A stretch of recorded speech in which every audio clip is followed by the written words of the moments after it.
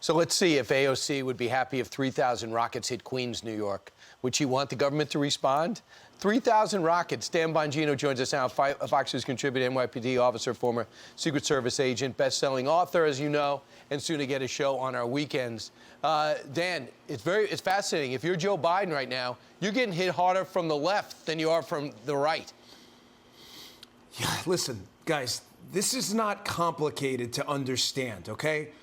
Only if you're dense or a liberal are you having a tough time with what's going on right now. You know, it reminds me of Golda Meir, her famous line, you know, we can forgive you for killing our children, but we can never forgive you for making us kill yours. That's what's, digest that first. That's what's happening right now. Israel did not engage in an unprovoked attack on civilian areas in Palestinian-controlled territories. That's not what happened, guys. That's not what happened. A bunch of terrorists, and that's what they are, bloodthirsty terrorists, who question Israel's right to exist. Think about that. Hamas, who AOC, Rashida Tlaib, Ilhan Omar, and apparently Bernie Sanders support, are bloodthirsty terrorists who question the Jewish state's right to exist. Okay, guys, reason and logic, that means they want Jews dead. That sounds kind of bad. These are the people up in Congress. This is what they support, a bloodthirsty terrorist group which launches deadly rockets into civilian areas of Israel because there was a landlord-tenant dispute. You understand that's what this is about? That's what this is about. Landlord-tenant dispute didn't work in the courts. Let's just launch 3,000 rockets into civilian areas in Israel. Yeah, that sounds fair. Yeah, if you're a lunatic, I mean, they question their right to exist. And by the way, I heard the comment in the beginning, oh, we need a negotiated two-state solution. Listen, guys, we've tried all this. That ship has but remember sailed. remember what Abba Eban said, right? The Palestinians have never missed an opportunity to miss an opportunity at peace. It's not going to happen. Well, even AOC called Israel an apartheid state. An apartheid state? Ainsley, Arabs in Israel have more freedom than Arabs in Arab countries. Did any liberal, AOC, dispute what I just said? I'm not kidding. Unlike liberals, I believe in facts. Dispute what I just said. Arabs in Israel have more freedoms than Arabs in Arab countries. I'll wait. Oh, you can't dispute it. They are held to a standard, Israel, no other country on earth is ever held to. You have ridiculous things. The right of return. The right of return to where? Land that's been occupied by people who are Jewish for 3,000 years? The right of return. Do the British get to come back to the United States? Like, what other country on earth is held to this standard?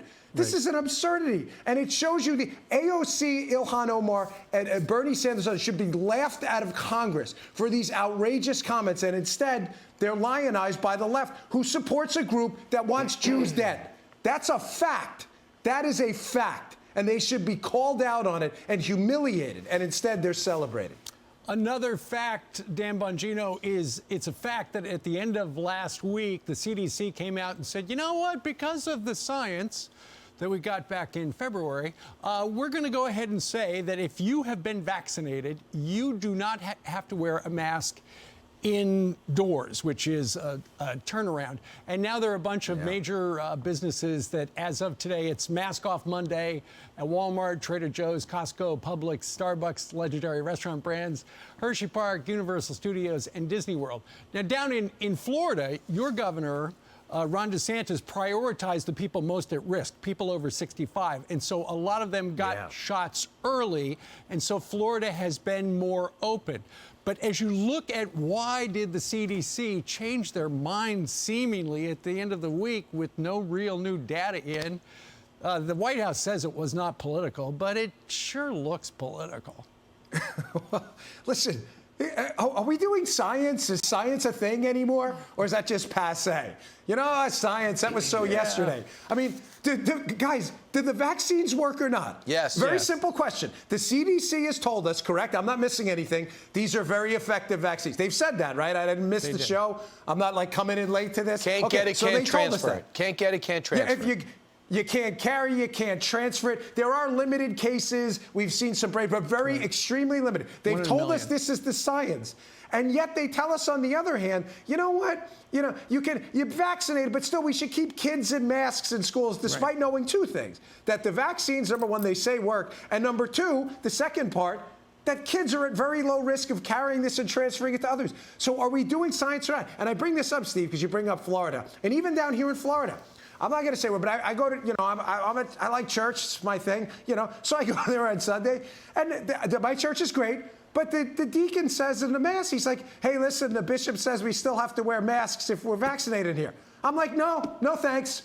I'm not doing that. Yeah, that's not the 11th commandment. So what'd you do? Just I'm not doing it. You're going to stay home, you know watch why? church from TV, Don't. or just go and without you know a why I'm mask? not doing it? Because I'm not feeding this delusion anymore. I'm not doing it. I agree. I went into another mall down here, Palm Beach Gardens Mall, great place. Went into a store, won't say where. Guy says to my wife as she's at the register, hey, she's vaccinated. Can we give you a mask? No, thanks. You sure? Yeah, I'm really sure about that. I believe in science. I believe it's, you don't. What's going on? This is crazy time. You can't tell us this thing works, and then on the same hand say, but wear a mask because it may not work. Yeah. Those messages, guys, like this, they don't connect, okay? Those things don't work. Sorry. Yeah. So Prince Harry was interviewed by the armchair expert Dax Shepard, married to Kristen Bell, and they had this conversation about the First Amendment and our Constitution, and he says, really doesn't understand it, but he thinks it's bonkers. Listen to this. I got so much I want to say about the First Amendment. I still don't understand it, but it is bonkers. I don't want to start sort of going down the First Amendment route because that's a huge subject and one of which I don't understand because I've only been here for a short period of time. But you can find a loophole in anything, and you can capitalize or exploit what's not said rather than uphold what is said. Now, Dan, he's scrutinized more here in the U.S. because of the First Amendment. Right. He's not used to that. He lost his magical powers. What's your reaction? Yeah. You know, you just congratulate Elise Stefanik for her elevation to leadership. I'm congratulating Prince Harry for his elevation to king. He is king of the woke-topians. He really, this is the woke-topian credo. The woke-topians. The hallmark of the woke crowd, Steve, is commenting on things you admit you have no idea about. The Trump tax cuts, Obamacare, school choice. You have no facts to back anything up. Mask wearing, whatever it may be. This is the hallmark of the woke-topians. Prince Harry, I don't know about this First Amendment thing. It sounds kind of dumb. What do you know about the First Amendment? Who knows? I never read it. He is the king of the woke-topians. This is what the woke-topians do. They open their yappers, they flap away, and then you ask them to back up what they're saying, and they're like, back it up? What do you mean? I don't need to back it up. I'm a woke-topian. We just say dumb stuff all the time, and other woke-topians genuflect to us. The only thing special about him, he was born into a royal family, and every time he gets an opportunity, he blows up the royal family. Into personal stories, what a bad father he had, how horrible it was to live in that. Okay, sorry about that. I'm sorry you had to grow up so oppressive. Now he's over here trying to blow us up and tell us what we're doing wrong. Someone should tell me he doesn't have those magical powers anymore to be a prince and a royal. Even if he had them, we don't care. So this is just the beginning. This is going to be one of those rare quantities, Prince Harry, and who's not wanted on either side of the pond. Right. Apparently, the UK's kind of fed up with him. We're fed up with him. Like, take him back. We're not interested. Like, you're going to come over here and question the First Amendment, then admit in the same sense. I don't know. Maybe I haven't really read it. All right, listen, we're done. We're done with you. Appreciate the Oprah interview. Thanks for your time. Maybe try somewhere. Maybe go to Australia and criticize their system over there next. Maybe he's making the rounds. I don't know. But yeah, I'm kind of done with Prince Harry. My red line fun meter with him is pretty much over. Well, Dan, regarding the woke-topians, you said he would be king.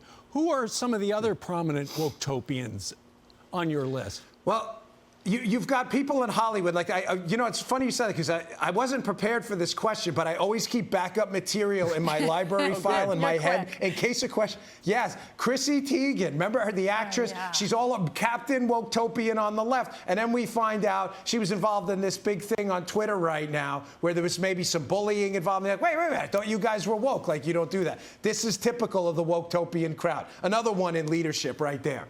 Right. He was the only celebrity that President Biden was following. And then she finally asked him to stop following him because it was intimidating how she tweets. Yeah, you don't want that, God forbid. Right. You know, the woke-topians. So that's they're a very Hollywood Minute snowflakey. with Dan Bongino. right. Thank you very much, Dan. You like that? Bella Hadid, You like how I was prepared for Bella that? Hadid Yeah. You like that? participated Right to in the that draw. Palestinian march. Did you see that? He just did some ad-libbing. Dan, thank you for joining us from down in Florida, and good luck finding a new church. And Yeah, I know. I'm very congratulations obsessed. on the show, too, over the weekend. Oh, yeah, thanks. That's really cool. Don't miss it, fellas. When Don't is it? miss it. When It's is going to it? be flame. June 5th, Saturday night, taking over Greg Gutfeld's old spot, 10 p.m., folks. Do not miss it. It's going to be en fuego. Please, I promise you. I know it's going to be great if you're going to be on it. Thank you. Thank you, Dan. Appreciate Great to it, see guys. you. Take care.